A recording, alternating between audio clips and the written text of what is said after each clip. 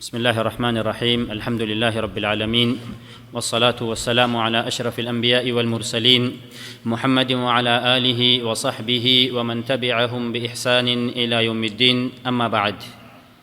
मुअज़्ज़ज़ सामिईन, आज की इस महफ़िल की आगाज़ के लिए मैं तिलावत कलाम पाक करने के लिए दावत देता हूँ। मोहम्मद आसिम को मौसूफ़ आए और कुरान करीम की तिलावत पेश करें।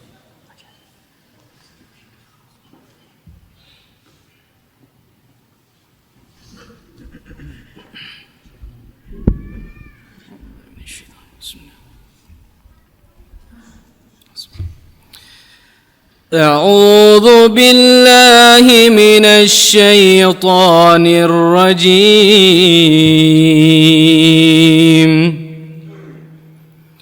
بسم الله الرحمن الرحيم.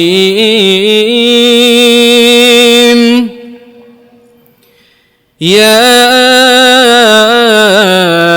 أيها الذين آمنوا اتقوا الله.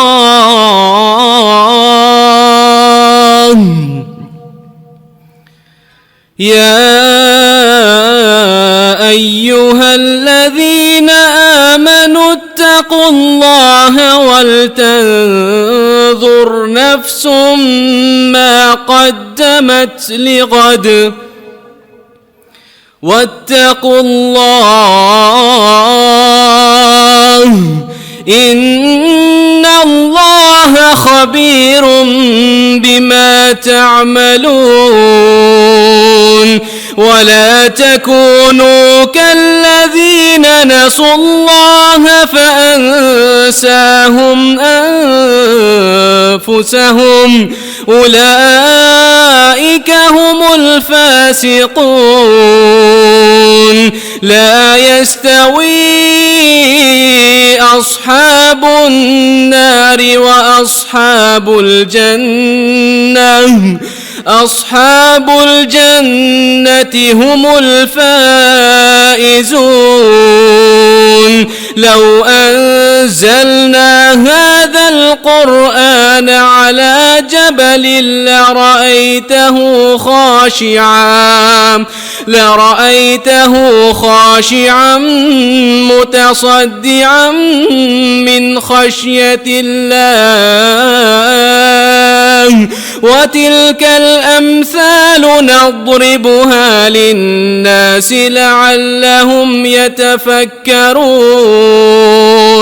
هو الله الذي لا إله إلا هو عالم الغيب والشهادة هو الرحمن الرحيم.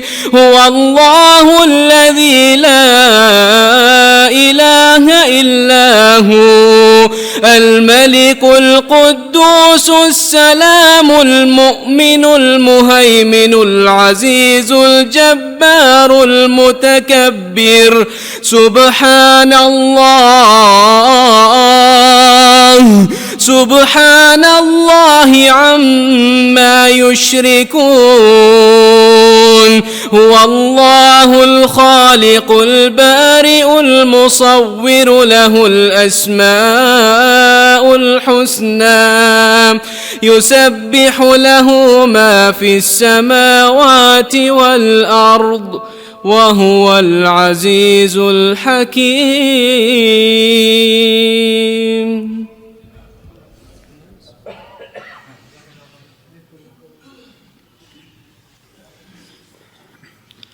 हज़रात, आज का ये दर्स जैसा कि आप जानते हैं कि दर्स का उन्वान है कामयाब ज़िंदगी कैसे गुजारें या खुशहाल ज़िंदगी के उसूल। आज के इस दौर में हर इंसान को किसी न किसी मुसीबत या किसी न किसी मसले का सामना रहता है। लोग मुख्तलिफ़ मसाइल के शिकार रहते हैं। किसी को टेंशन है, कोई किसी और आफत में मुब्तला है, किसी को किसी और की फ़िक्र लगी हुई है और हर शख्स अपनी रोज़ी के मसले के अंदर इस कदर मगन है कि उसे अपनी फ़िक्र लगी रहती है। और अपने सुकून के तलाश के लिए कोई शख्स فلموں کا سہارا لیتا ہے، کوئی شخص گانوں کا سہارا لیتا ہے، کوئی شراب کا سہارا لیتا ہے، اور لوگ مختلف چیزوں کا سہارا لیتے ہیں۔ لیکن اسلام نے ہمیں ایک ایسا حل پیش کیا ہے کہ اگر ہم اسلام کی طرف رجوع کریں تو ہم ایک ایسی خوشحال زندگی گزار سکتے ہیں کہ ہم دنیا کے اندر بھی ہماری زندگی آرام سے گزر جائے اور ہماری آخرت بھی کامیاب ہو جائے۔ میں زیادہ وقت نہ لیتے ہوئے شیخ سے گزارش کروں گا کہ اس موضوع کے اوپر آپ کو قیمتی نصیحتوں سے نوازیں، اور اللہ رب العالمین سے دعا ہے کہ اللہ رب العالمین ہماری زندگی کو خوشحال گزارے اور ہماری آخرت کو بھی کامیاب بنائیں۔ شیخ قاری صہیب احمد میر محمدی حفظہ اللہ۔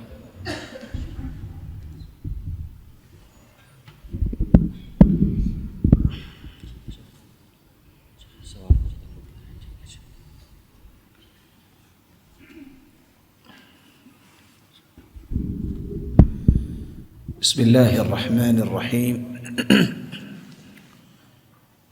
الحمد لله رب العالمين والصلاة والسلام على إمام غر الميامين وعلى آله وصحبه ومن سار على نهجه القويم أما بعد، فأعوذ بالله من الشيطان الرجيم. بسم الله الرحمن الرحيم. رب اجعلني مقيم الصلاة ومن ذريتي ربنا وتقبل دعاء. ربنا اغفر لي ولوالدي وللمؤمنين يوم يقوم الحساب. انتہائی قابل قدر، لائق ست تکریم سامعین محترم، اللہ رب العزت ہم سب کے خالق و مالک ہیں، اور اس کا احسان عظیم ہے جس نے ہماری سعادت کی راہوں کا تعین کرنے کے لیے نوشتہ ہدایت قرآن مجید کو بھی نازل کیا، اور سرتاج رسل محمد رسول اللہ صلی اللہ علیہ وسلم کو مبعوث فرمایا۔ کامیابی، سعادت، خوشبختی اور بختوری یہ انسان کی تڑپ بھی ہے، خواہش بھی ہے، اور ہر انسان اپنی زندگی کا ہدف بھی سمجھتا ہے۔ لیکن کون اس ہدف کو پاتا ہے اور کون پوری زندگی مچلتا ہوا گزار دیتا ہے لیکن سعادت پھر بھی نہیں ملتی۔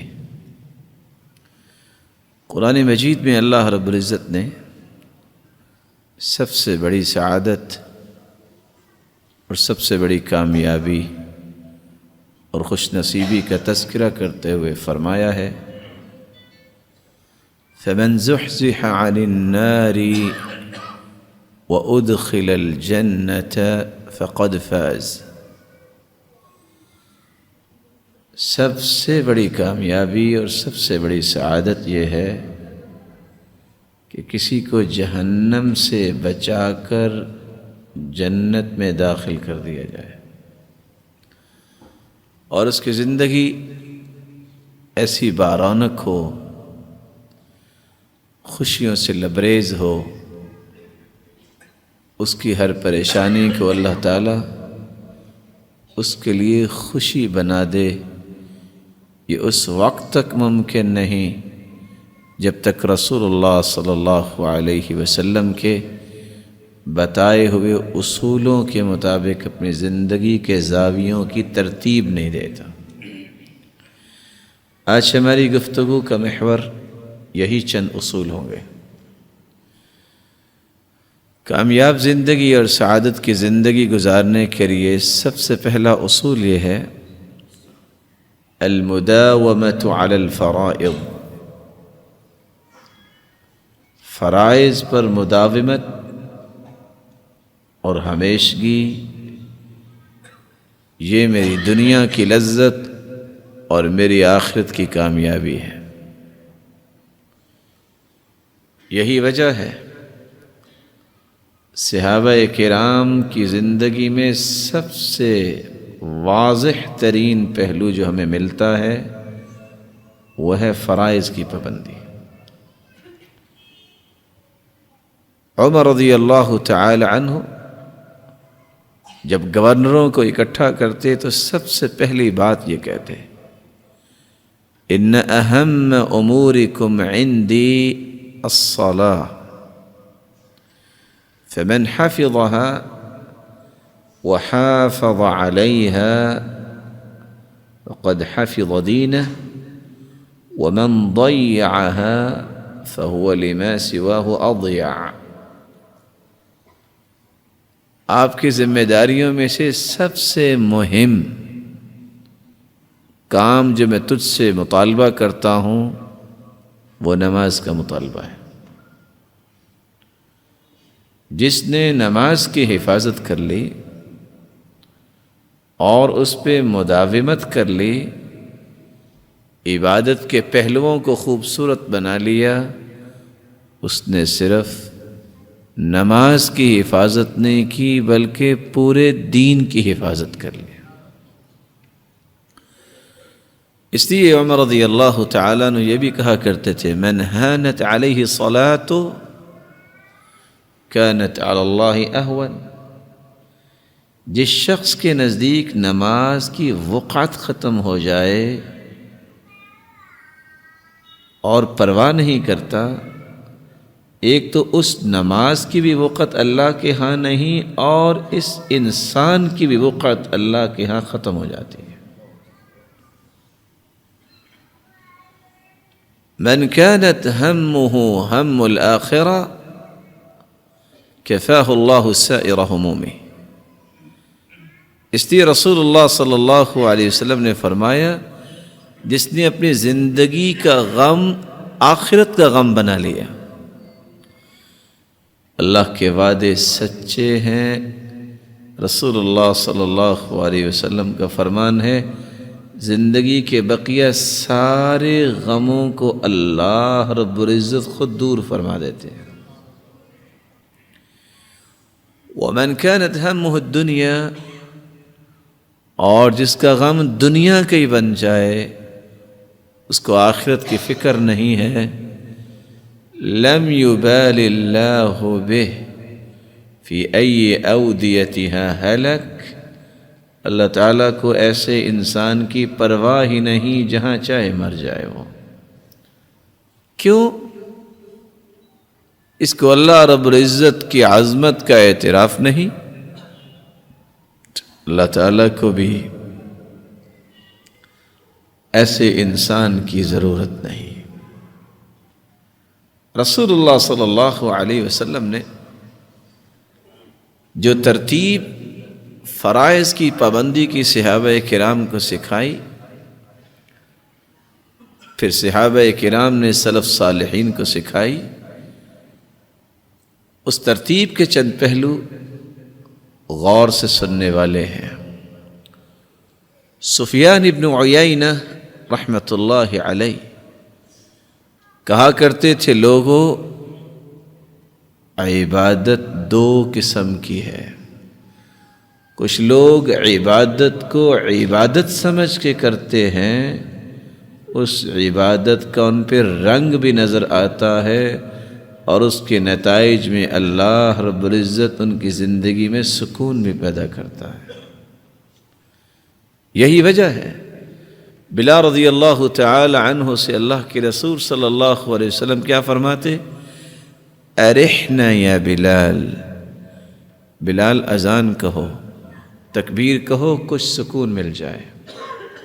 وجعلت قرۃ عینی فی الصلاۃ، میری آنکھوں کی ٹھنڈک اللہ تعالیٰ نے نماز کو بنا دیا ہے۔ اور آج اگر کوئی امام سجدہ لمبا کر دے، یا صبح کے بارے میں سنت یہ ہے کہ 60 سے 100 تک آیتیں بھی پڑھی جائیں، اگر کوئی لمبی نماز کر دے تو پیچھے کھڑا انسان بولتا تو نہیں.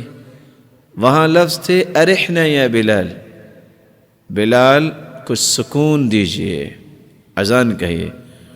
یہاں بولتا تو نہیں، سوچ رہا ہوتا ہے انقذنا یا امام، اے امام ہماری جان چھڑا دو، آئندہ اس مسجد میں نہیں آئیں گے.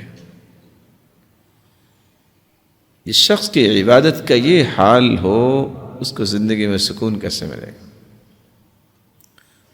اور ایک عبادت ہے روٹین، آئے چند لمحات اپنے بازو اٹھائے اور رکوع میں گئے اور سجدے میں گئے، کچھ پتہ نہیں کیا پڑھا، کچھ پتہ نہیں کیا میں نے مطالبہ کیا. یہی وجہ ہے کچھ قصے انسان کو سبق دیتے ہیں. عصر کی نماز امام نے پڑھائی، 3 رکعتوں کے بعد سلام پھیر دیا. انسان ہے بھول جاتا ہے. پہلی صف، دوسری، تیسری کوئی نہیں بولا. پیچھے سے آواز آئی جناب 3 رکعتیں آپ نے پڑھی ہیں. اچھا بھائی آپ کو کیسے پتہ چلا؟ پہلی صف والوں سے، دوسری تیسری سے پوچھا، سب کہتے ہیں نہیں 4 پڑھی. اچھا جی آپ کو کیسے پتہ چلا؟ کہا پتہ کیسے چلنا ہے، میں ہر روز عصر کی نماز پہ 4 رکعتوں میں اپنی 4 دکانوں کا حساب کرتا ہوں، میری ایک دکان بچ گئی ہے. اس کو یہ فکر نہیں ہے کہ میری 4 رکعتیں نہیں ہوئی. اس بیچارے کو وہ کسی اور زاویے میں زندگی گزار رہا ہے، اس کی ایک دکان بچ گئی ہے. اور ان تینوں کو بھی پتہ نہیں چلا، کیوں؟ روٹین ہے. عبادت سمجھ کر جو عبادت کرتا ہے، سفیان ابن عیینہ کہتے ہیں جو عزت نہیں کرتا عبادت کی وہ عبادت کا حق ادا نہیں کرتا. وَمِن تَوْقِيرِ الصَّلَاةِ أَن تَأْتِيَهَا قَبْلَ الْإِقَامَةِ، اور نماز کی عزت و توقیر کیا ہے؟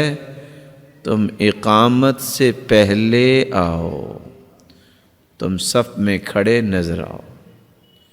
صحابی کہتے ہیں اپنے بیٹے سے ادرکت الصلاة معنا، تم نے نماز پڑھی ہمارے ساتھ؟ قال نعم، نماز پڑھی. قال ادرکت التکبیرۃ الاولی، تکبیر اولی تم نے پا لی؟ قال لا، تکبیر اولی نہیں پا سکا. تو صحابی نے کیا کہا؟ لما فاتك منها خیر من 100 ناقہ کلها سود العیون. بیٹا اگر تم تکبیر اولی پا لیتے 100 اونٹنیاں جو سیاہ آنکھوں والی ہیں اس سے قیمتی یہ تکبیر اولی تھی. دوسرے لفظوں میں آپ کہہ سکتے ہیں یہ سرخ اونٹ، یہ اونٹنیاں اس وقت اتنی قیمتی تھیں، آج دنیا میں یہ سب سے مہنگی گاڑی ہے. اگر کسی کو 100 گاڑیاں مل جائیں رات کو سے نیند آئے گی؟ صحابہ کرام کا موقف کیا تھا؟ تکبیر اولی تمہیں مل جاتی تو 100 اونٹنیوں سے بھی زیادہ بہتر تھی.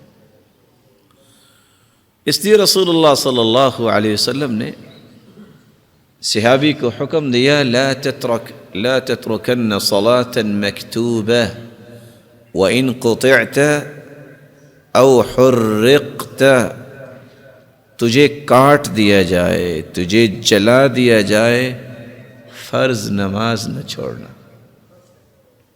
فرض نماز نہ چھوڑنا. اور رسول اللہ صلی اللہ علیہ وسلم نے عبداللہ ابن ام مکتوم رضی اللہ تعالی عنہ، نبی نے صحابی 6 عذر لے کر آئے یہ اجازت لینے کے لیے کہ میں مسجد میں نہ آؤں.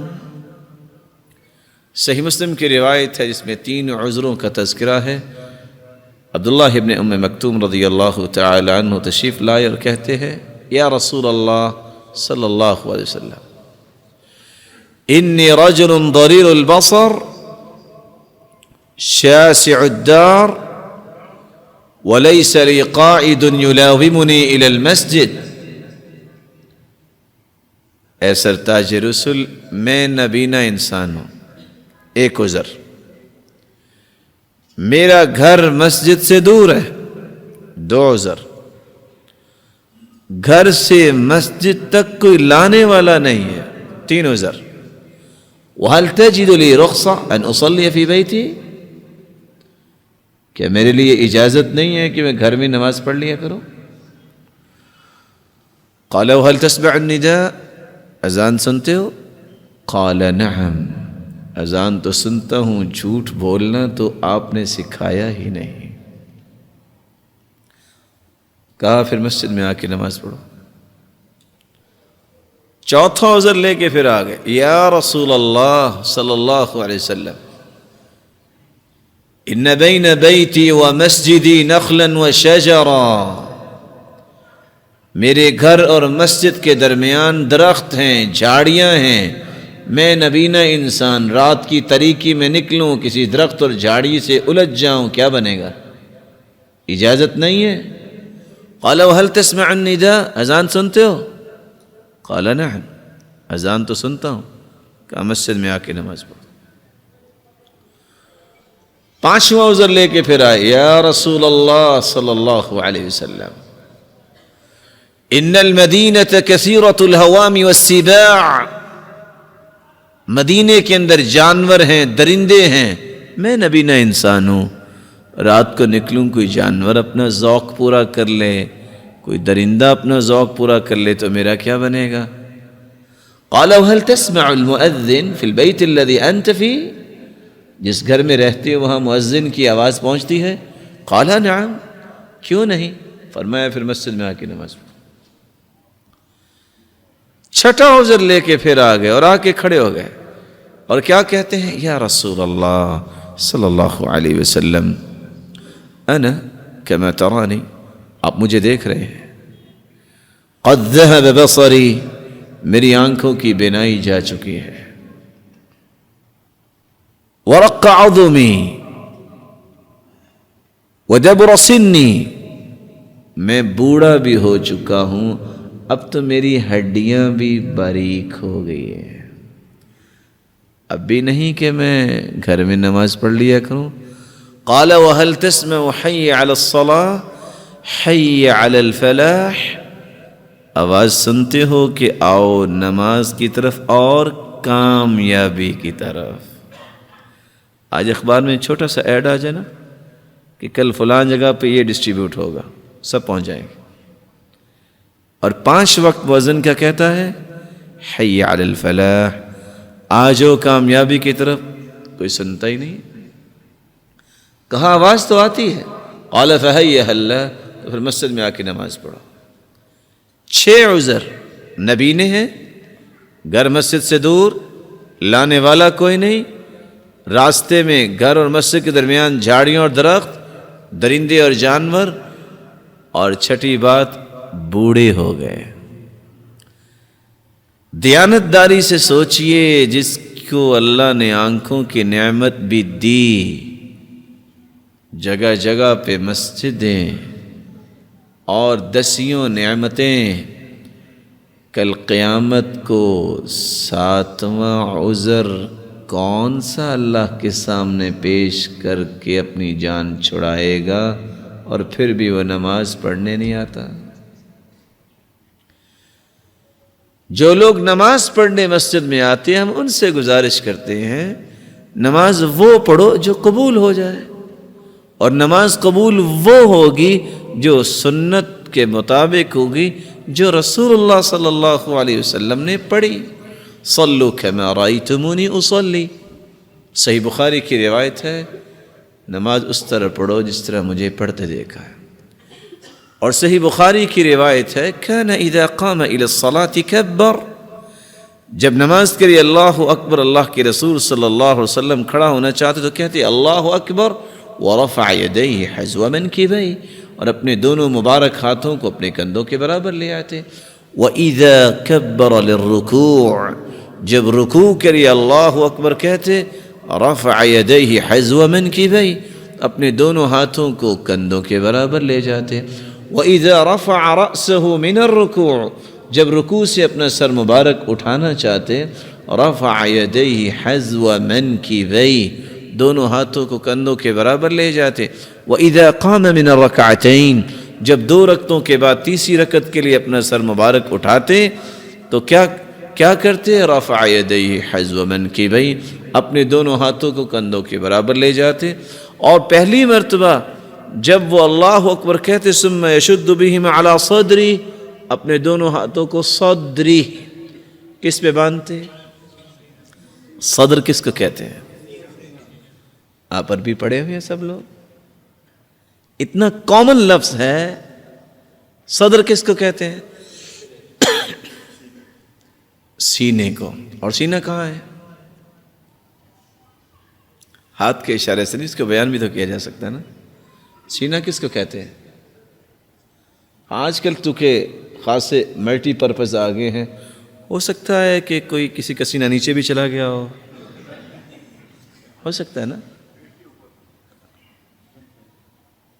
ایک شخص زندگی نماز پڑھتا ہے, اس نے رسول اللہ صلی اللہ علیہ وسلم کے طریقے کے مطابق نماز نہیں پڑھی. اور سلسلہ صحیحہ کی روایت غور سے سنیے گا.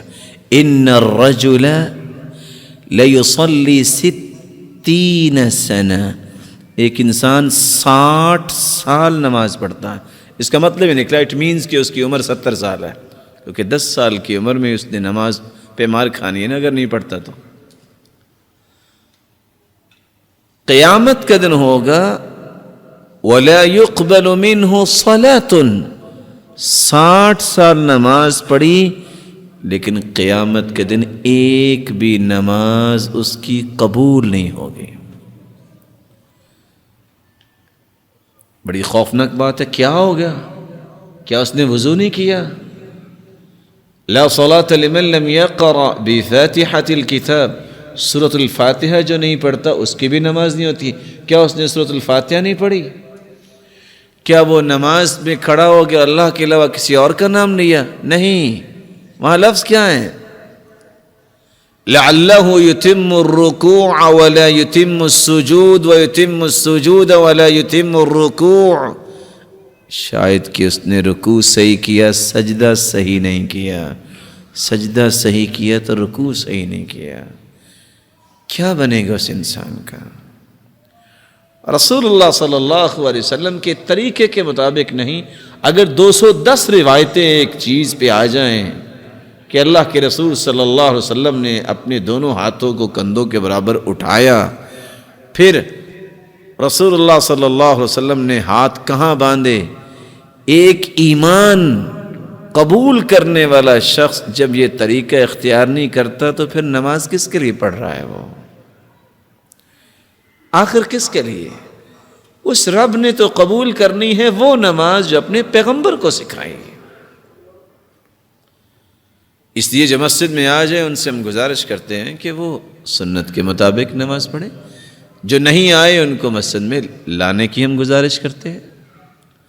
اور جو نماز پڑھتا ہی نہیں ہے اللہ تعالیٰ ہدایت نصیب فرمائے. اگر کتابیں کھولتے ہیں نا تو کتابیں بول کے کہتی ہیں ایسا انسان جو نماز پڑھتا ہی نہیں, جو نماز کہتا ہے ضروری نہیں ہے, یہ کون سی فرض ہے؟ یہ تو بھوکے لوگ پڑھتے ہیں جن کو کھانے پینے کو کچھ ملتا نہیں ہے تو وہ رو رلا کے اللہ سے کچھ مانگتے ہیں, میرے پاس تو سب کچھ موجود ہے, مجھے کیا نماز کی ضرورت ہے. تو کتابیں بول کے کہتی ہیں من ترک الصلاة متعمدا فقد کفر. جو معاند ہیں کہتے ہیں نماز ہے ہی نہیں, ضرورت ہی نہیں, تو کافر ہو جاتا ہے. اور ایسا انسان اگر بغیر توبہ کے مر جائے تو ایسے انسان کے بارے میں کتابیں کیا کہتی ہیں؟ لا یغسل, اس کا غسل کی ضرورت نہیں ہے. ولا یکفن, اس کو کفن کی بھی ضرورت نہیں ہے. ولا یصلی علیہ, اس کا جنازہ پڑھنے کی بھی ضرورت نہیں ہے.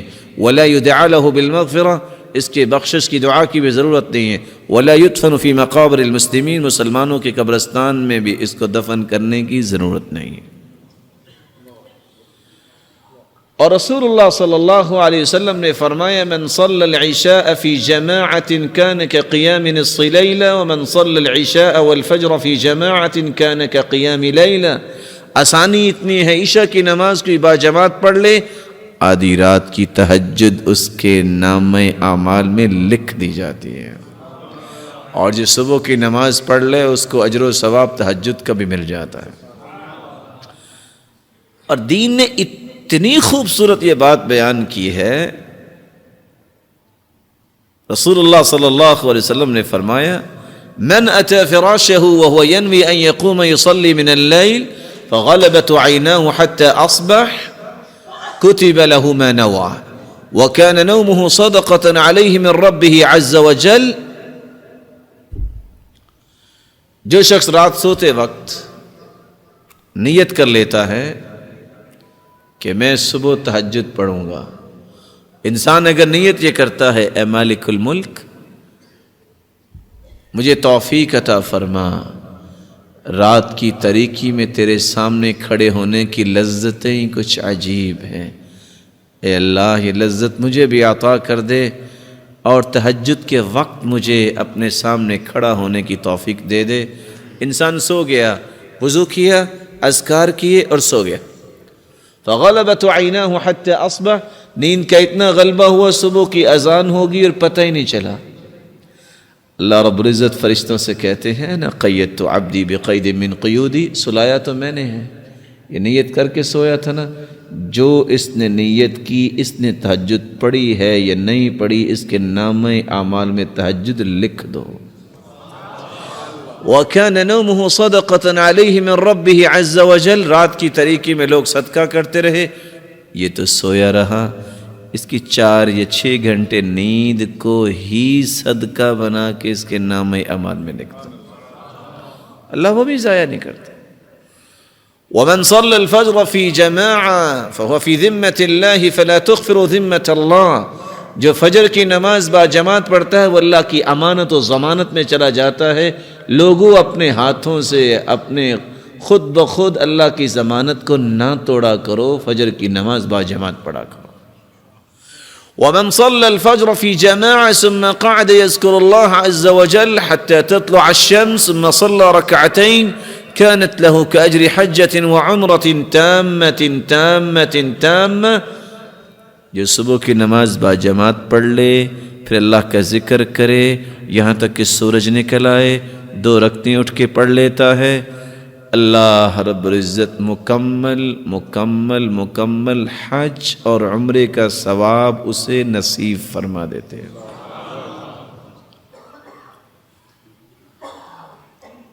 من صلى 4 في اول النهار،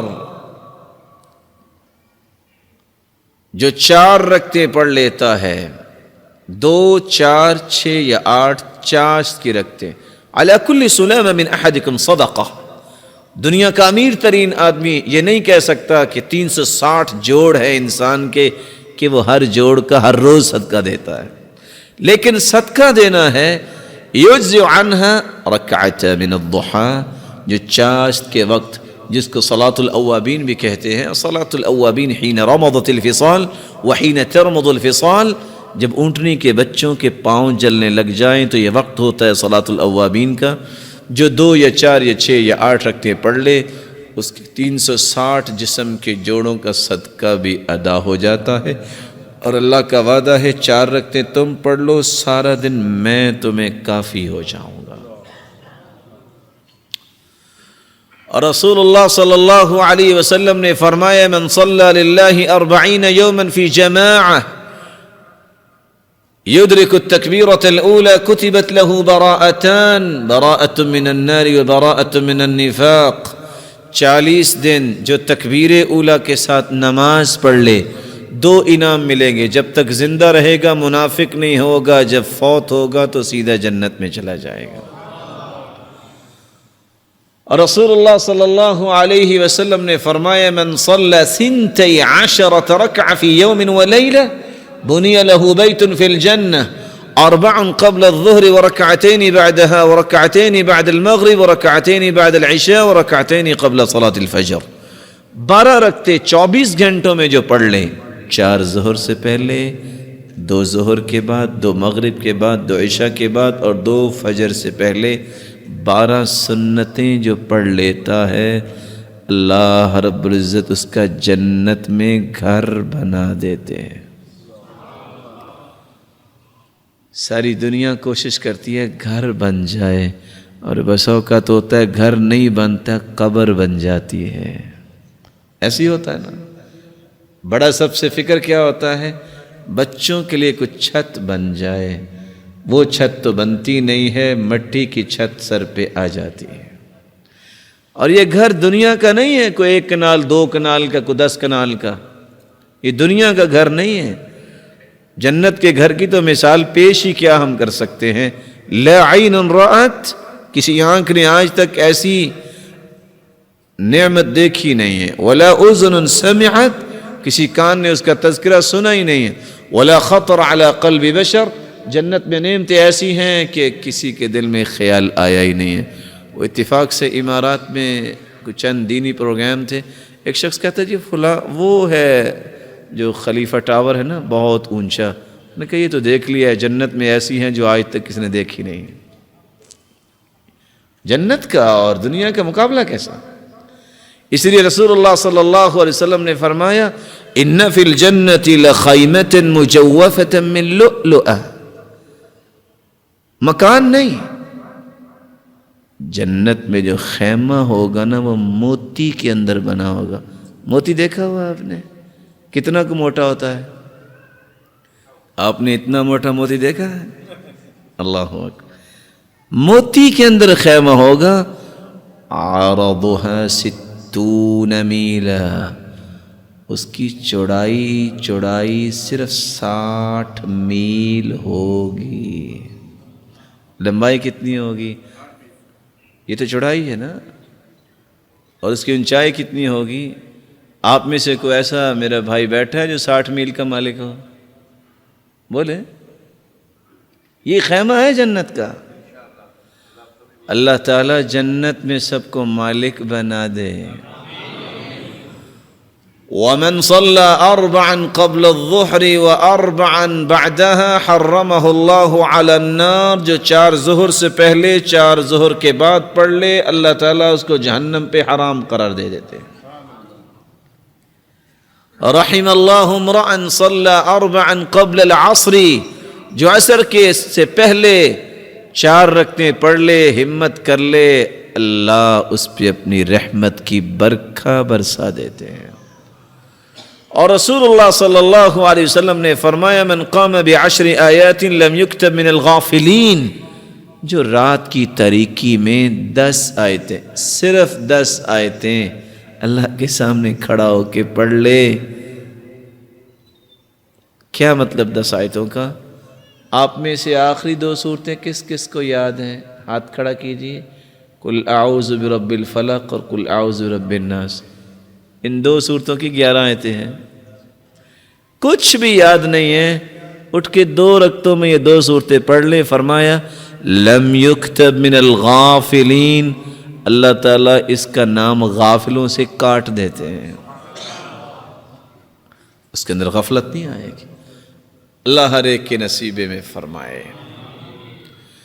عبداللہ ابن عمر رضی اللہ تعالی عنہ 14 سال کی عمر، خواب آ گئی، اور رسول اللہ صلی اللہ علیہ وسلم کا مزاج مبارک تھا، آپ صبح کی نماز پڑھاتے اور صحابہ سے کہتے ہر رأى احد منکم الرؤیا فلیقصها، کسی نے خواب دیکھا ہے تو مجھے بتائیں میں تعبیر کرتا ہوں۔ ان کی بڑی خواہش تھی کہ مجھے خواب ہے، لیکن خواب ایسے تو نہیں آتے، وہ تو خود بخود ہی آتے ہیں نا۔ ایک دن خواب آ گیا، بھاگے، آج میں بھی تعبیر پوچھوں گا۔ صحابہ کرام تشریف فرما تھے، وقت نہیں ملا۔ حفصہ رضی اللہ تعالی عنہ کے گھر پہنچے، جو اللہ کے رسول صلی اللہ علیہ وسلم کی بیوی ہے اور ان کی بہن تھی۔ خواب پیش کیا کہ میں سویا ہوا تھا، آنے والے 2 آئے، مجھے اٹھا کے لے جا رہے تھے، سامنے آگ کے شعلے، میں ڈر گیا۔ آگے سے ایک شخص آیا اور کہتا ہے لم ترا، ڈرنے کی بات نہیں ہے۔ آپ نے خواب کی تعبیر 4 کلمات سے کی، نعم الرجل عبد اللہ لو كان يصلي من اللیل، عبداللہ بہت اچھا ہے اگر تہجد کی پابندی کر لے۔ ان 4 کلمات، هذه الكلمات الاربعہ غیرت حیات عبداللہ ابن عمر، 14 سال کی عمر میں خواب آیا، 86 سال تقریباً زندہ رہے۔ نافع بیان کرتے ہیں کہ ہر رات عشاء کی نماز کے بعد پیالے میں پانی رکھ لیتے اور تہجد جب پڑھتے اگر اونگ آتی تو دوبارہ چہرے کو دھو لیتے، کبھی انہوں نے ناغہ نہیں پھر کیا۔ دوبارہ پھر خواب آ گئی، پھر بھاگیا، یا رسول اللہ صلی اللہ علیہ وسلم خواب آئی ہے، بتائیے۔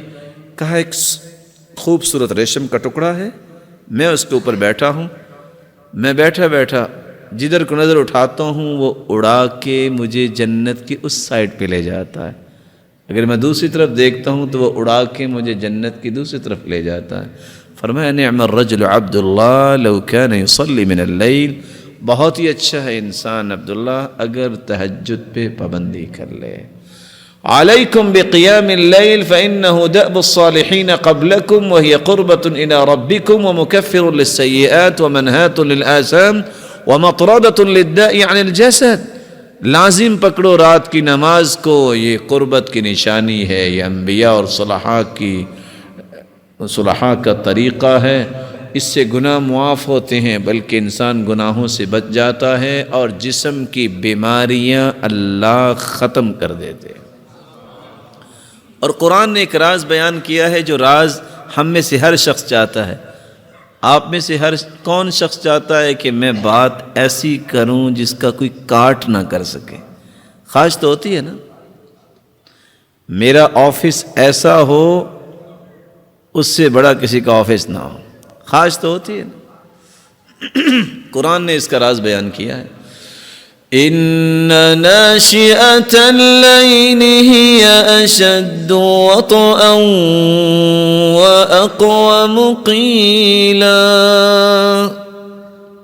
ان ناشئۃ اللیل، رات کو اٹھ کے نماز پڑھنا، جتنے بہادر لوگ اور بطل لوگ وہ ہوتے ہیں تہجد گزار، کوئی نہیں ہوتا۔ وَأَقْوَمُ قِيلًا، اور بات اتنی پختہ ان کی ہوتی ہے کہ کوئی کاٹ نہیں کر سکتا۔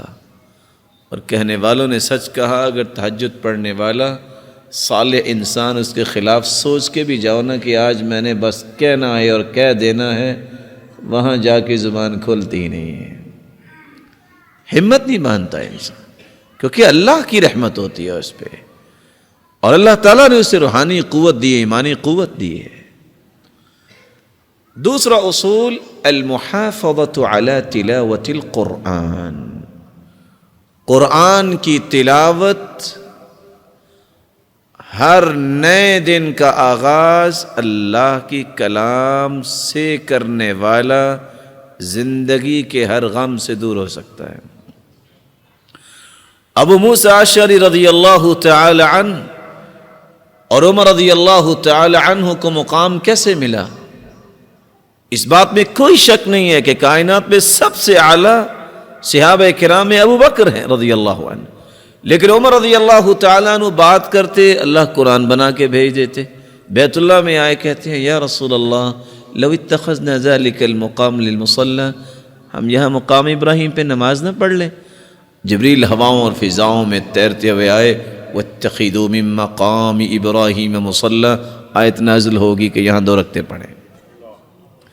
عمر رضی اللہ تعالیٰ عنہ اللہ کے رسول صلی اللہ علیہ وسلم کے پاس آئے، کہتے ہیں یا رسول اللہ صلی اللہ علیہ وسلم دخل علیک البر والفاجر ولو امرت امہات المؤمنین بالحجاب، آپ کے پاس نیک لوگ بھی آتے ہیں، برے لوگ بھی آتے ہیں، آپ مومنوں کی ماؤں کو پردے کا حکم کیوں نہیں دے دیتے؟ ابھی یہ بات مکمل نہیں ہوئی، پردے کی آیات لے کے جبریل امین نازل ہو گیا۔ سبب کیا تھا؟ ان کے بیٹے عبداللہ ابن عمر بیان کرتے ہیں کہ عمر کی حالت یہ تھی، كان اذا دخل البيت نشر المصحف قرأ فيه، عمر کی زندگی کا طریقہ یہ تھا، نماز پڑھاتے، ذکر کرتے اور گھر میں داخل ہوتے، سب سے پہلا کام قرآن کھول کے بیٹھ جاتے۔ آج سے 20-25 سال پہلے یہی حالت تھی مسلمانوں کی، لوگ صبح صبح قرآن کھول کے پڑھتے ہیں، باقی کام نہیں۔ آج وہ حدیث میں آتا ہے كان لا ينام الا والسواك عند رأسه، رسول اللہ صلی اللہ علیہ وسلم اس وقت تک سوتے ہی نہیں تھے جب تک عائشہ صدیقہ رضی اللہ تعالی عنہ مسواک تیار کر کے آپ کے تکیے کے پاس رکھ نہیں دیتی تھی. آج سوتے وقت بھی ریموٹ پاس ہے اور اٹھتے وقت بھی سب سے پہلا کام ریموٹ ہی ہاتھ میں ہوتا ہے. کہاں سے سکون آئے گا؟ جانتے ہیں ریموٹ کس کا؟ وہ رات نا اصل میں لیٹ نائٹ ایک ڈرامہ لگتا ہے. اعوذ باللہ، اعوذ بوجہ اللہ. یبعث الناس علی ما ماتوا، قیامت کے دن ہر شخص اسی حالت میں اٹھایا جائے گا جس حالت میں اسے موت آئی. سوچے اگر اتنی غلیظ سائٹ پہ اس کی رات گزرتی ہے، اگر اس حالت میں موت آ گئی تو قیامت کو کس طرح اٹھایا جائے گا؟ کیا بنے گا؟ سکون کہاں سے آئے؟ سکون کے یہ راستے ہیں. ابو موسیٰ اشعری رضی اللہ تعالی عنہ فرماتے ہیں انی لاستحیی الا انظر فی عہد ربی فی اليوم مرہ او مرتین. لوگوں مجھے شرم آتی ہے میری زندگی کا ایک دن گزر جائے اور میں نے اپنے رب کی کلام کو پڑھا ہی نہ ہو، مجھے شرم آتی ہے.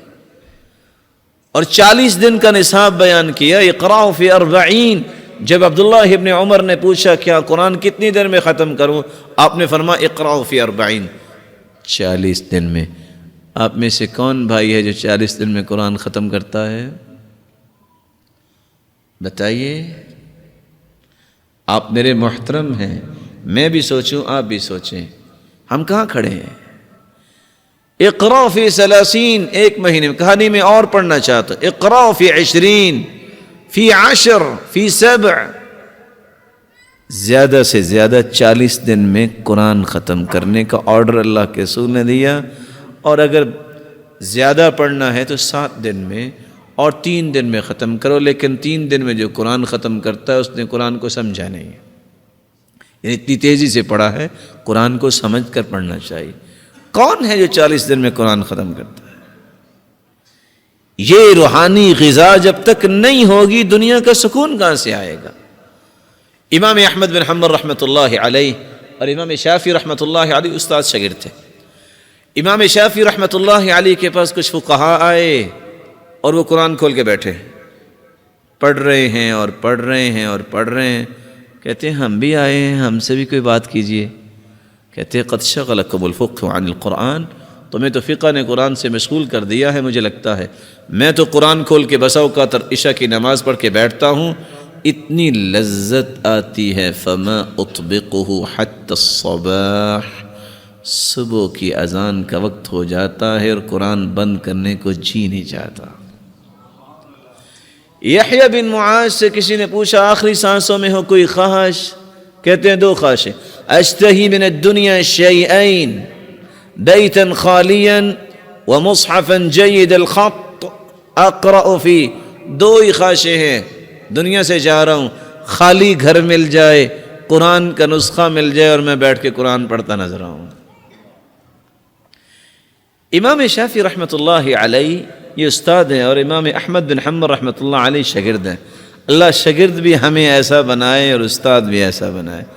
امام احمد بن حنبل بیمار ہو گئے تو استاد امام شافعی یہ سن کے کہ میرا شاگرد بیمار ہو گیا وہ بھی بیمار ہو گئے. کسی نے پوچھا یہ کیا؟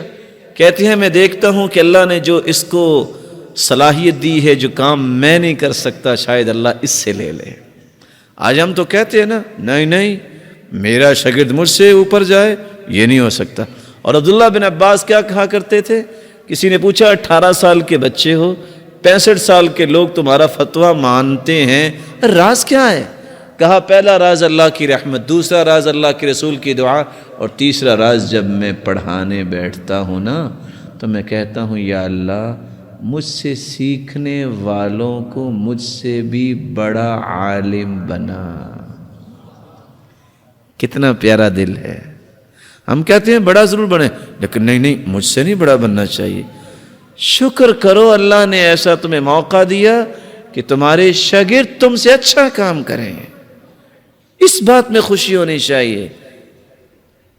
خیر امام شافعی رحمۃ اللہ علیہ کو دعوت دی امام احمد بن حنبل نے. وہ گھر آئے، انہوں نے کہا بیٹا اپنی بیٹیوں سے کہا کہ میرے استاد وہ آ رہے ہیں جس کے اندر 2 کوالٹیاں ہیں، ایک تہجد گزار ہیں، ایک نہ کھانا بہت تھوڑا کھاتے ہیں. آج ہم کوالٹی کیا بیان کرتے ہیں؟ کھانا بہت کھاتا ہے. اور حدیث کیا کہتی ہے؟ بحسب ابن آدم لقیمات یقمن صلبہ فإن كان لا محالہ فثلث لطعامہ وثلث لشرابہ وثلث لنفسہ. آدمی کے لیے اتنے ہی لقمے کافی ہیں کہ اس کی کمر سیدھی رہے. ہاں اگر بہت اچھا کھانا ہے کہیں اور کہتے ہیں کیا ہی ٹیسٹی کھانا ہے، تو پھر تھوڑی سی سیگریگیشن اور کچھ ڈویژن اس طرح کر لو. پیٹ کا ایک حصہ کھانے کے لیے، ایک پینے کے لیے پانی کے لیے، اور ایک سانس لینے کے لیے. بادشاہ نہ بنو. کچھ لوگ بادشاہ ہوتے ہیں نا، کہتے ہیں تینوں ہی سے کھانے سے تو بھرو نا، پانی دائیں بائیں آ ہی جائے گا، اور سانس کی کون سی بات ہے، آئے نہ آئے. البطر تذہب الفطن. زیادہ کھانا انسان کو کند ذہن کرتا ہے. یہ صلاحیت نہیں ہے. اگر اللہ نے کھانے کے لیے پیدا کیا ہوتا تو کم از کم ایک گائے اور بھینس جتنا تو پیٹ لگایا ہوتا نا، لیکن نہیں لگایا. تو جو اس کا لگایا نہیں ہے وہ اتنا بنانا چاہے تو عیب ہوگا نا. خیر وہ آ گئے. کھانا آج بھی عربوں کا مزاج ہے، اس وقت بھی تھا. پیش کر دیا سارے کا سارا کھانا. آج تو کوئی مہمان آ جائے نا، میزبان کو پتہ چل جائے ویسے اچانک سے، تو وہ چہرہ موڑ لیتا ہے. بعد میں کیا السلام، اچھا آپ کب آئے؟ تو پہلے کیوں دوسری طرف دیکھ رہے تھے کہ کھانا نہ کھلانا پڑے؟ سعادت سمجھتے تھے لوگ. کھانا کچھ معمول سے زیادہ کھا لیا. بیٹیوں نے کہا یہ کیا؟ صبح دیکھا تو ابریق جس میں پانی تھا وضو کے لیے وہ بھی اسی طرح استعمال ہی نہیں ہوا. کہتے آپ تو کہتے تھے تہجد گزار رہی ہیں. آپ کو پتہ ہے کہ باپ اور استاد سمجھتا ہے کہ اس وقت پریشانی کیا ہے، وہ دیکھ لیتے ہیں کہ بیٹا اس وقت کس چیز میں مشغول ہے. کہا تھوڑے سے پریشان نظر آ رہے ہیں، کیا مسئلہ ہے؟ کہا پریشانی تو یہ ہے، میں سوال کرنا چاہتا ہوں. جی پوریے. یہ مسئلہ ہے. کہا یہ بتاؤ کہ کھانا کس نے پکایا تھا؟ کہا میری بیٹی نے پکایا تھا. وہ حافظ قرآن تو نہیں. کہا جی اس کا تو طریقہ یہ ہے کہ وہ کھانا پکانے کے لیے چمچ لگاتی ہے، جب کھانا رکھ دیتی ہے پکنے کے لیے اور قرآن کی تلاوت شروع کر دیتی ہے، ادھر کھانا پک جاتا ہے، ادھر 5 پارے منزل مکمل ہو جاتی ہے. کہا میں نے تو ایک لقمہ لیا تو اتنی لذت آئی، میں نے کہا چلو ایک اور لقمہ لے لیتا ہوں، اس میں اور زیادہ لذت آئی، میں نے کہا چلو ایک اور لقمہ لے لیتا ہوں. اسی طرح کرتے کرتے اتنا کھانا کھا لیا. پھر رات کے وضو سے عشاء کے وضو سے تہجد پڑھی اور صبح کی نماز پڑھی. یا ابا عمیر ما فعل النغیر، اس حدیث کو سامنے رکھا اور 90 مسائل کا استنباط کیا میں نے. آج جو ریموٹ ہاتھ میں ہو، موسیقی سننے والی بیٹی اور اخبار جہاں وقت ضیاء اور ڈائجسٹ پڑھنے والی بیٹی کھانا پکائے گی تو کیا اس کے کھانے میں برکت آئے گی؟ برکت تو آئے گی کہ جس کو اللہ نے توفیق دی ہے نماز پڑھنے والی اور قرآن پڑھنے والی، اس کے ہاتھ سے برکت آئے گی. یہی وجہ ہے کہ آج جگہ جگہ پہ ڈائیورس کیوں سنائی دیتی ہے؟ بازار سے کھانا کھانا جائز ہے، اس بات میں تو کوئی شک نہیں. لیکن سلف کیا کہتے تھے؟ جس گھر میں کھانا پکتا ہوگا نا اس گھر میں لڑائی نہیں ہوگی. آج اگر کھانا نہیں پکتا وہ کہتا ہے ٹھیک ہے مجھے بیوی کی کیا ضرورت، میں ہوٹل سے کھا لوں گا. کردار ادا کیا ہے گھروں کو توڑنے کا اس چیز نے بھی. اور گھر تو آپ کے سامنے بیوی وضو کرتی ہے، نماز پڑھتی ہے، آپ کو کیا پتہ جہاں آپ کھانا کھاتے ہیں کتنے نمازی ہیں وہ. لیکن ہم نے کبھی سوچا؟ سعادت سمجھتی تھیں وہ عورتیں کہ یہ نماز پڑھے گا، تجارت کرے گا اسلامی، میں اس کو کھانا پکا کے دوں اور اس کے اجر میں شریک ہو جاؤں. رسول اللہ صلی اللہ علیہ وسلم کا کھانا لے کے خدیجہ رضی اللہ تعالیٰ عنہ گھر سے نکلی اور پہاڑ پہ جا رہی ہیں. کہاں؟ غار حرا میں. عورت ذات. اس وقت گیس اور بجلی اور اوون کی سہولت تو نہیں تھی، لیکن ابھی وہ غار میں نہیں پہنچی، جبریل امین ہواؤں اور فضاؤں میں تیرتے ہوئے پہلے پہنچ گئے. اور کیا فرمایا؟ یا رسول اللہ صلی اللہ علیہ وسلم ان هذه خدیجہ، یہ آپ کی زوجہ مطہرہ خدیجہ آ رہی ہیں. بیدہا اناء فیہ طعام او شراب او ادام، اس کے پاس ایک برتن ہے، آپ کے لیے کھانا لے کے آ رہی ہیں. پہاڑ پہ چڑھیں گی، سر میں درد بھی ہوگی، چکر بھی آئیں گے. فَإِذَا أَتَتْكَ جب وہ آ جائے فَقْرَ عَلَيْهَا السَّلَامَ مِن رَبِّهَا اسے کہنا خدیجہ تیرا رب تجھے سلام کہتا ہے. وَمِنِّي میں سرتاج ملائک ہوں میری طرف سے بھی اس کو سلام کہنا. وَبَشِّرْهَا بِبَيْتٍ فِي الْجَنَّةِ مِنْ قَصَبٍ لَا نَصَبَ فِيهِ وَلَا صَخَبٍ اور اس کو خوشخبری بھی دے دینا تیرا جنت میں اللہ نے گھر بنا دیا ہے جس میں نہ کبھی تھکاوٹ ہوگی نہ سر درد ہوگی.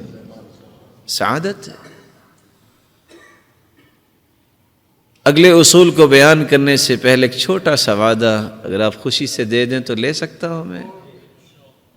کون بھائی ہے جو وعدہ کرتا ہے کہ آئندہ زندگی ہر نئے دن کا آغاز قرآن مجید کی تلاوت سے ہوگا؟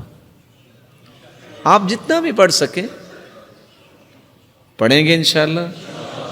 آپ اس کی اس تلاوت کے نتیجے میں اپنی زندگی میں رونق دیکھیے گا. ہوتا کیا ہے؟ سب سے پہلے اٹھ کے دیکھتے ہیں اخبار پہ کیا لکھا ہے. ارے جو اللہ نے وحی نازل کی ہے وہ پڑھو. رات کو چھپنے والی نہ جانے اس میں جھوٹ کتنی اور سچ کتنے ہیں. اس کو کیوں پہلے پڑھتے ہو؟ پڑھ لو اگر تم نے کوئی حکومت میں کردار ادا کرنا ہے, کوئی اچھائی کا کردار ادا کرنا ہے, لیکن سب سے پہلے اس وحی کو پڑھو جو میری اور آپ کے رشتوں ہدایت کے لیے آئی.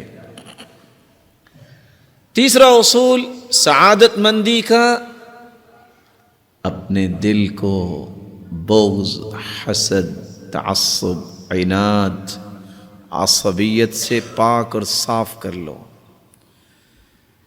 دل کا مرر جتنا صاف ہوگا اس کی روشنی لالٹین کی طرح اتنی دور جائے گی. آج پھول سجانا ہو نا تو پھول کو سجانے کے لیے جو چیز ہم خریدتے ہیں نا اتنا پھول مہنگا نہیں ہوتا جتنا جس میں پھول رکھا جاتا ہے وہ مہنگا ہوتا ہے. وَزَيَّنَهُ فِي قُلُوبِكُمْ ایمان کا پھول بھی اللہ دل میں سجانا چاہتے ہیں, اور جہاں پھول رکھنا ہے وہاں غلاظت اور نالیاں اور نجاستیں ہوں وہاں پھول جو ہے وہ کام کرے گا.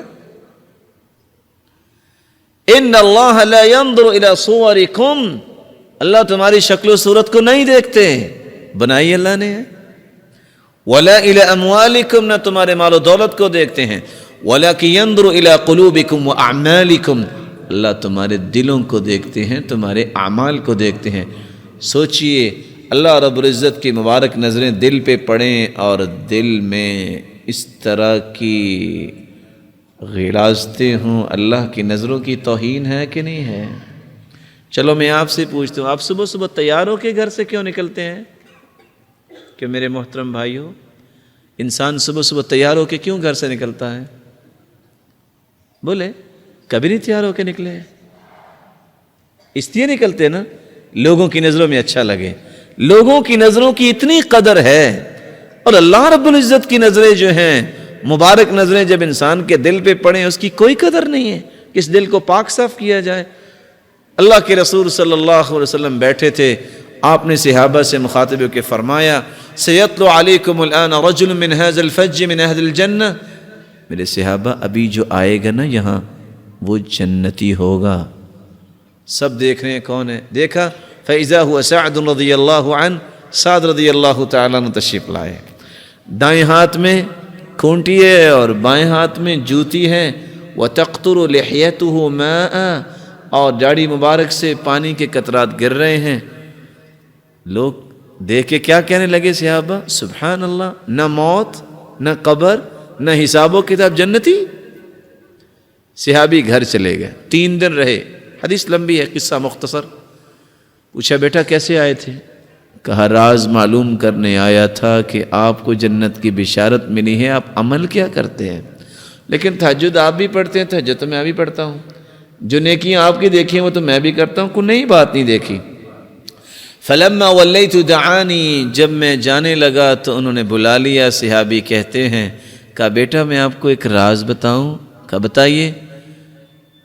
کہا جب میں سونے لگتا ہوں تو میں کیا کرتا ہوں, لا اجد غلا لأحد من المسلمین, میں کہتا ہوں اے اللہ میں نے سب کو معاف کیا, دل کو صاف کیا, تو مجھے معاف کر دے, میں دل میں کوئی بغض اور حسد نہیں رکھتا، اللہ نے جنت کی بشارت دے دی۔ اور دوسری روایت میں آتا ہے وَلَيْسَ فِي قَلْبِي غِمْرٌ، میرے دل میں کوئی کڑن، کوئی تنگی اور کوئی گرا نہیں ہے۔ وَلَا أَحْسُدُ عَلَىٰ أَحَدٍ عَلَىٰ شَيْءٍ أَعْطَاهُ اللَّهُ إِيَّاهُ، میں نے آج تک کسی پہ حسد نہیں کیا، اللہ نے جنت کی ضمانت دے دی۔ کر سکتے ہیں وعدہ کہ آج ہم دل کو صاف کر کے سوئیں گے؟ آواز تھوڑے بھائیوں کی آئی۔ تو جو رب اپنے اس بندے کو جنت دے سکتا ہے وہ ہمیں بھی دینے پہ قادر ہے نا۔ دل کی صفائی نہیں، کبھی چین نہیں۔ اور حاسد پہلے مرتا ہے، جس کے بارے میں حسد کر رہا ہے اس کو تو کچھ ہوتا ہے کہ نہیں ہوتا، یہ پہلے جھلس کے مر جاتا ہے بیچارہ۔ دل کی صفائی، رسول اللہ صلی اللہ علیہ وسلم نے فرمایا کائنات میں سب سے افضل وہ ہے کل صدوق اللسان مخموم القلب، زبان کا سچا اور مخموم القلب۔ صحابہ نے پوچھا صدوق اللسان نعرفه فما محموم القلب، زبان کی سچائی تو سمجھ آ گئی، مخموم القلب کیا ہے؟ فرمایا التقی النقی الذي لا اسم فيه ولا بغي ولا غل ولا حسد۔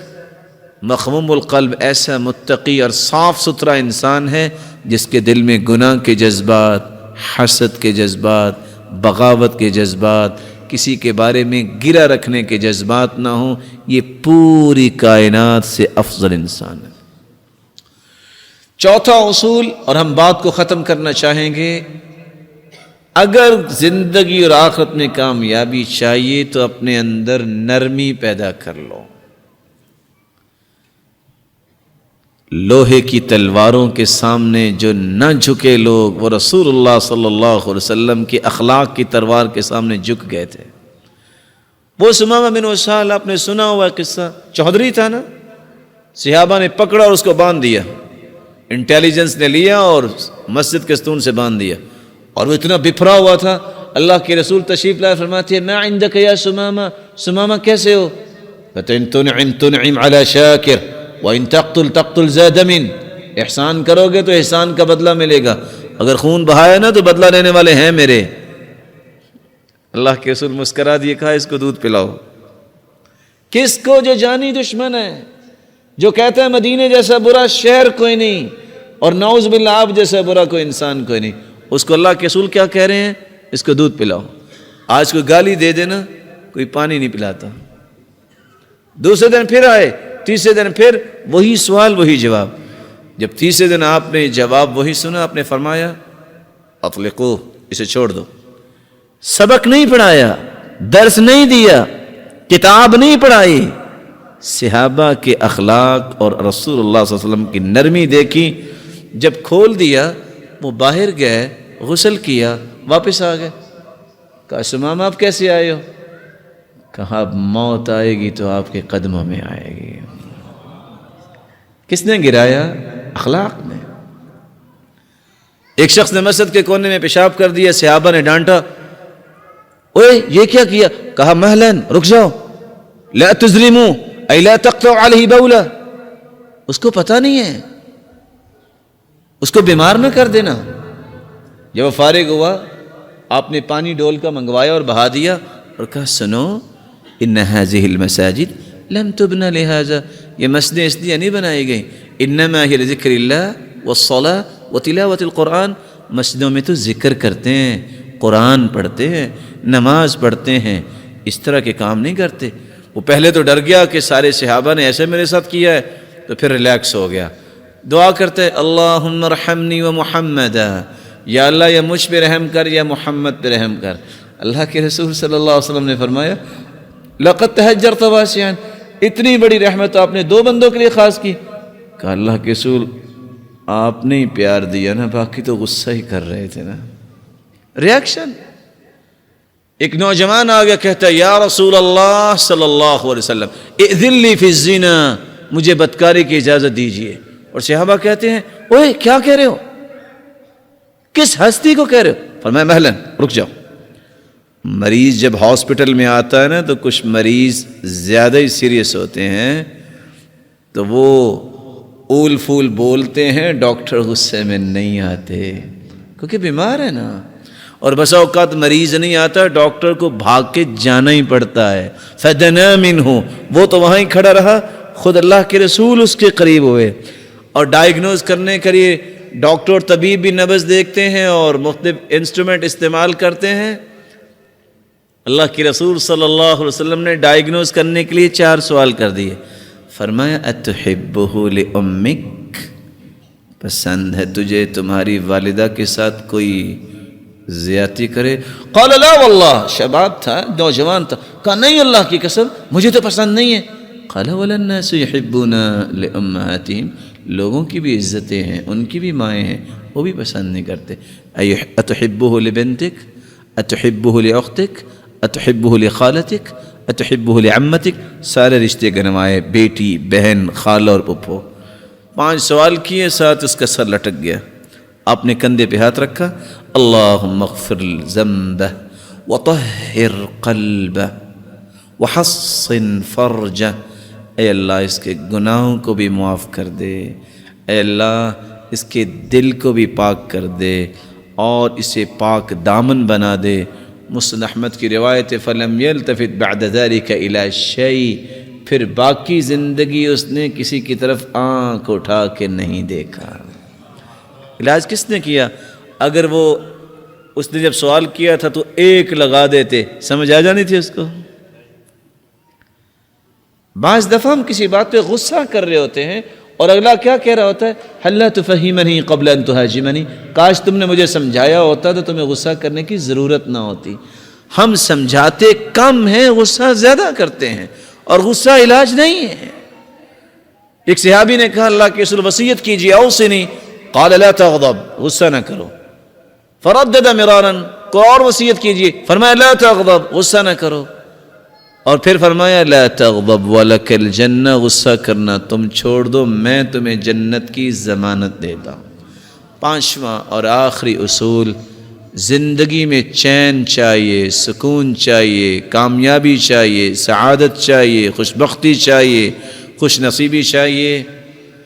عقبہ بن عامر کی بات کو غور سے سنیے. اللہ کے رسول نجات کیا ہے؟ قال لا يزال لسانك رطبا من ذکر اللہ، تیری زبان اللہ کے ذکر سے تر ہو، دنیا میں بھی نجات ہے اور آخرت میں بھی نجات ہے.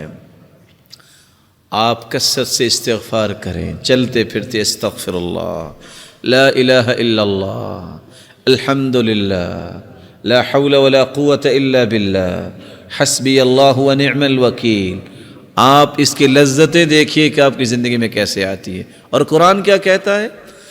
فَقُلْتُ اسْتَغْفِرُوا رَبَّكُمْ إِنَّهُ كَانَ غَفَّارًا يُرْسِلِ السَّمَاءَ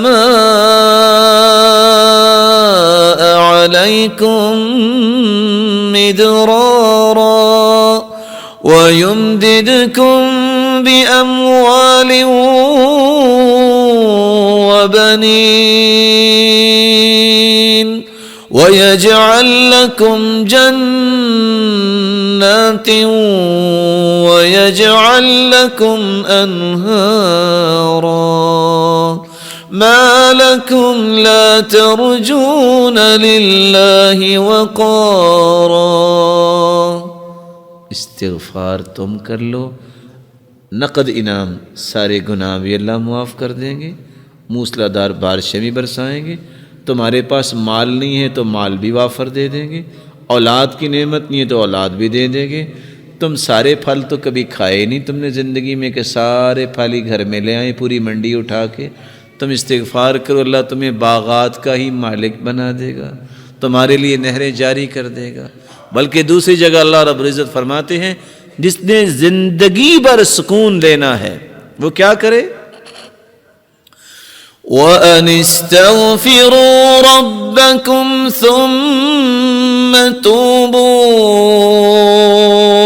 إِلَيْهِ يُمَتِّعْكُمْ مَتَاعًا حَسَنًا إِلَىٰ أَجَلٍ مُّسَمًّى. استغفار کر لو، جب تک زندہ رہو گے اللہ تمہیں چین نصیب فرما دے گا۔ تم جسمانی کمزوری، مالی کمزوری، خاندانی کمزوری، ملی کمزوری کی شکایت کرتے ہو، ساری کمزوریوں کو قوتوں میں بدلنا چاہتے ہو، تو اس کا علاج کیا ہے؟ وَيَا قَوْمِ اسْتَغْفِرُوا رَبَّكُمْ ثُمَّ تُوبُوا إِلَيْهِ يُرْسِلِ السَّمَاءَ عَلَيْكُمْ مِدْرَارًا وَيَزِدْكُمْ قُوَّةً إِلَىٰ قُوَّتِكُمْ وَلَا تَتَوَلَّوْا مُجْرِمِينَ۔ استغفار تم کر لو، اللہ تعالیٰ تمہاری ہر کمزوری کو قوت میں بدل دیں گے۔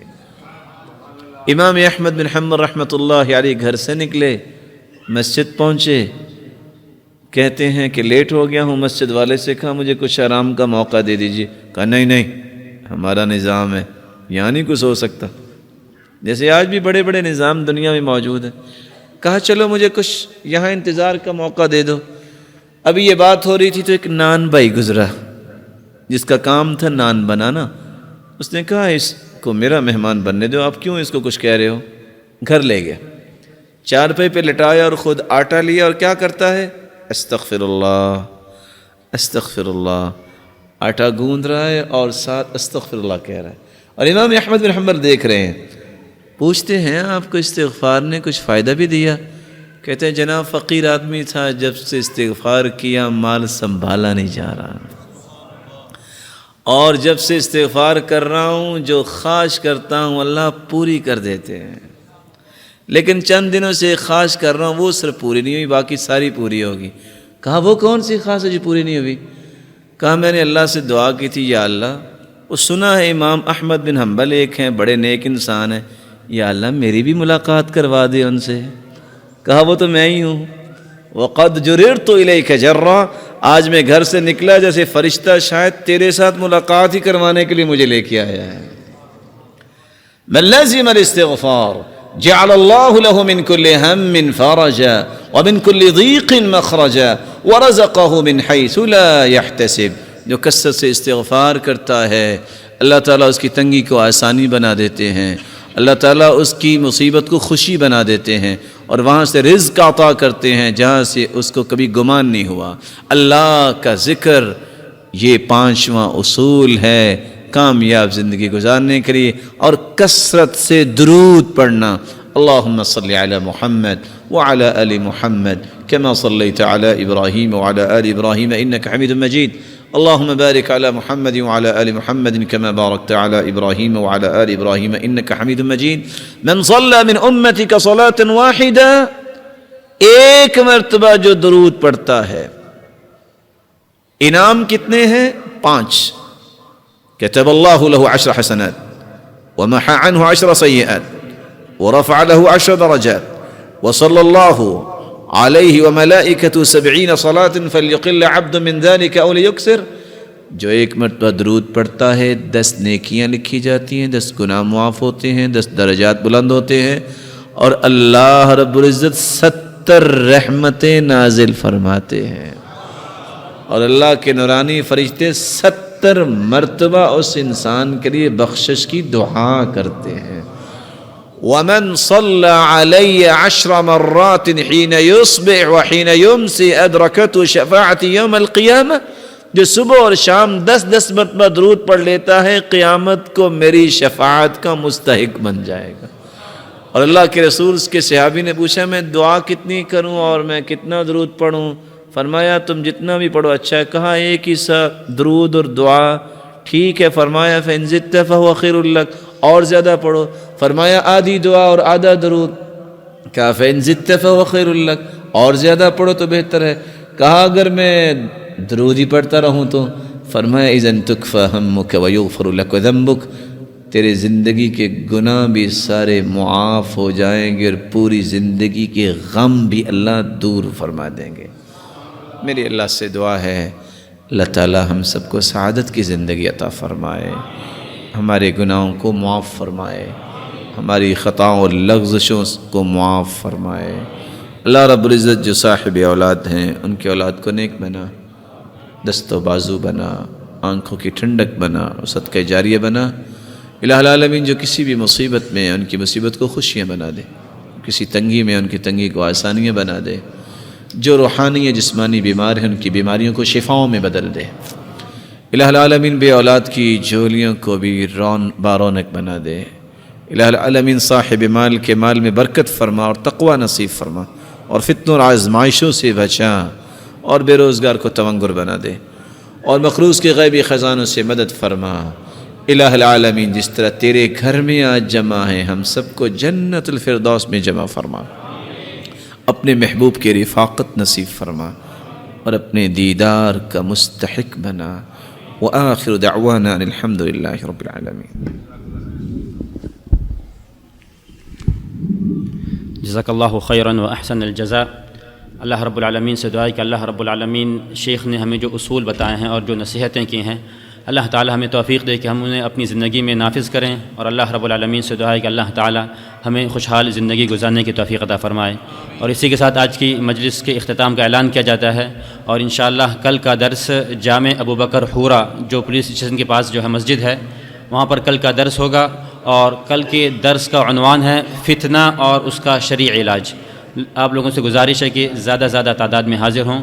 السلام علیکم ورحمۃ اللہ وبرکاتہ۔